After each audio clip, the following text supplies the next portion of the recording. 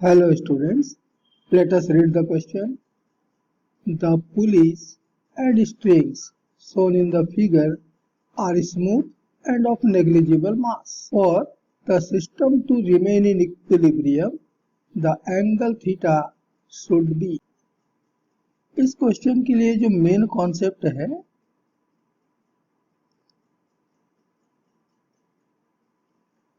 कि if a body remains in equilibrium,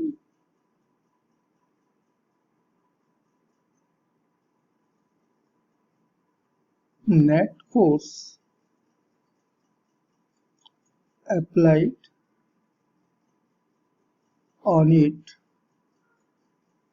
must be equal to 0.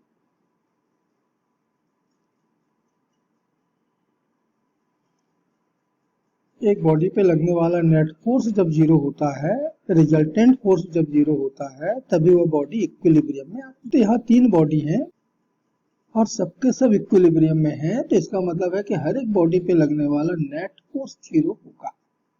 तो चलिए देखें कि बॉडीज के ऊपर कौन कौन से फोर्सेस अप्लाई हो रहे हैं। मान लेते हैं कि इस स्ट्रिंग में जो टेंशन है वो T है।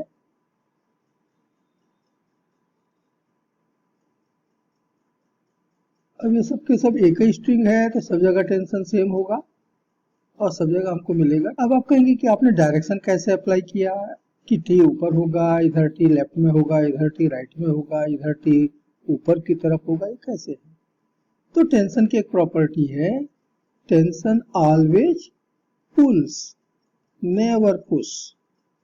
टेंशन जो है वो हमेशा किसी बॉडी को पुल करता है, पुश नहीं करता। तो बॉडी m को पुल करेगा तो निश्चित है कि ऊपर की तरफ लगेगा, इस √2m की बॉडी को पुल करेगा तो निश्चित है कि लेफ्ट में लगेगा, इधर वाला निश्चित है कि राइट में लगेगा। और जो राइट में जो मास लटका हुआ है उस पे जो टेंशन अप्लाई होगा वो भी ऊपर की तरफ होगा, तभी वो पुल कर रहा होगा, खींचेगा।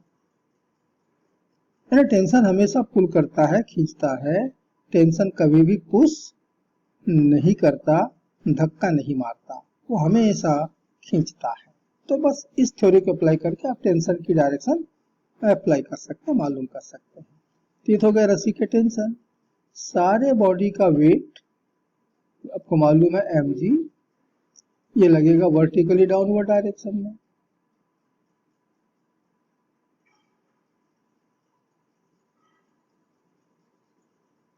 तो लेफ्ट वाले बॉडी के ऊपर तो 2 अपोजिट फोर्सेस हैं, इक्विलिब्रियम में है तो दोनों ने एक दूसरे को बैलेंस कर रखा होगा। राइट में भी वही है सिचुएशन कि दोनों फोर्सेस ने एक दूसरे को बैलेंस कर रखा है, तो नेट फोर्स क्या हो गया 0। लेकिन बीच वाले बॉडी पे 3 फोर्सेस लगे हुए हैं, 3 फोर्सेस T, एक पहला T है यहाँ पर, दूसरा इधर T और तीसरा ये नीचे की तरफ √2mg। ये बॉडी इनके इन्फ्लुएंस में इक्विलिब्रियम में है। तो चलिए इस टी का, लेफ्ट वाले टी का एक कंपोनेंट हमको मिल जाएगा। इधर अगर एंगल थीटा है तो इधर भी एंगल थीटा ही होगा, तो इधर एक टी का कंपोनेंट मिल गया टी कॉस थीटा, और एक इधर मिलेगा T sine theta, T sine theta. इस राइट वाले टी का, दूसरे नंबर के टी का भी ऐसे हमको 2 कंपोनेंट मिल जाएंगे।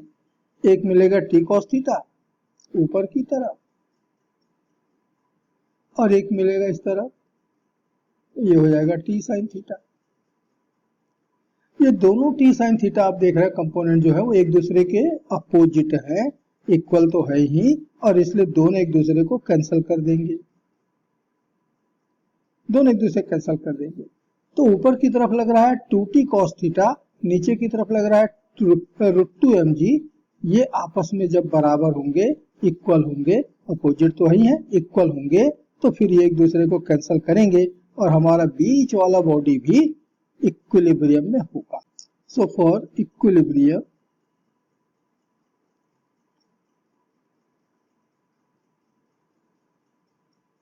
ऑफ मास m, इसके लिए जरूरी है कि t बराबर होगा mg के, तभी इक्विलिब्रियम में आएगा। And similarly for equilibrium